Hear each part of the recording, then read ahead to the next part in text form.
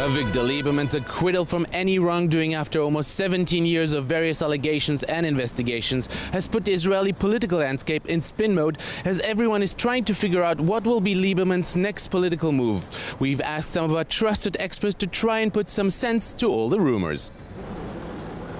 Dr. Haim Schein, who teaches political philosophy and is a regular contributor to the opinion section at Israel Hayom, claims that Lieberman has come out of the whole affair a hero in the eyes of the public.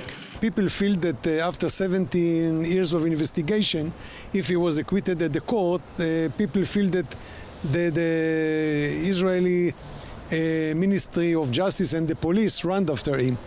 And therefore, many Israelis think that he was a kind of a hero, because after 17 years he became clean. Until now, the disagreement was between the minister Naftali Bennett and Tzipi Livni, who is negotiating with the Palestinians. Now I feel that the fight will be between Avigdor Lieberman and Tzipi Livni.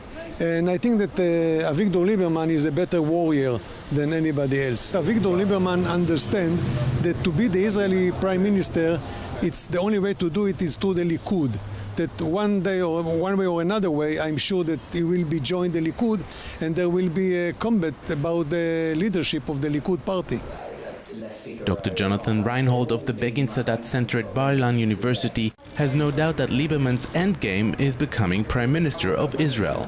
In the short term, the foreign minister will be weaker. He is part of a larger party, the Likud, where he doesn't have that many supporters. The public are not particularly excited by him, the broader public, and Netanyahu is far and away the most popular leader in Israel. There's no one to challenge him to be prime minister. However, moving forward, a very smart politician like Avigdor Lieberman will seek to build up his support, because in the long run, there's no doubt that his objective is to be prime minister.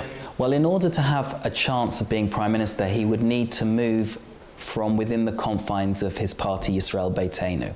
Yisrael Beitenu's base is mainly Israelis of Russian extraction or ideologically secular right-wingers.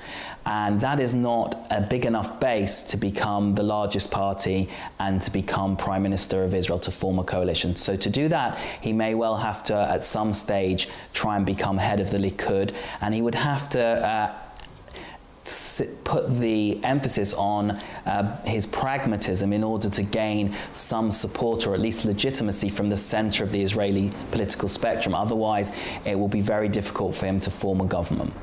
Professor Yossi Shane, who teaches international affairs at Georgetown University, explains that Lieberman is just one example of the changing landscape of how politicians are treated by modern society. That politicians are under scrutiny. The very essence of politics is being sort of like criminalized in some ways. And so there are lots of issues here pertaining to the legality of the system and the questions of ethics. How much ethics in politics or suspicion can be brought to bear on the life of a politician? It's part and parcel of the discussion on morality in society, which deviates from general issues to the most I would call lowest common denominator. It's about debunking the political system.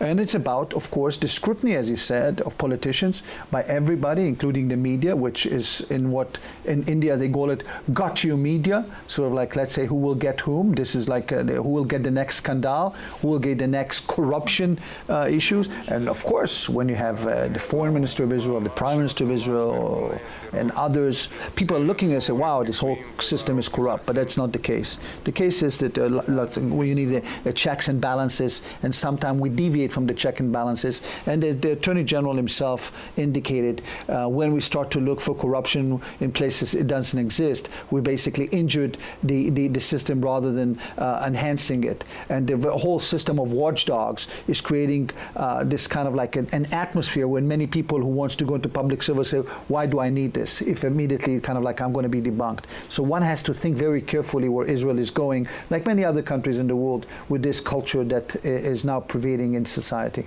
So it seems that Lieberman is not making any hasty decisions when it comes to his political future. And as of now, all options are still on the table. For Jane 1, I'm Ron Jacobson in Tel Aviv.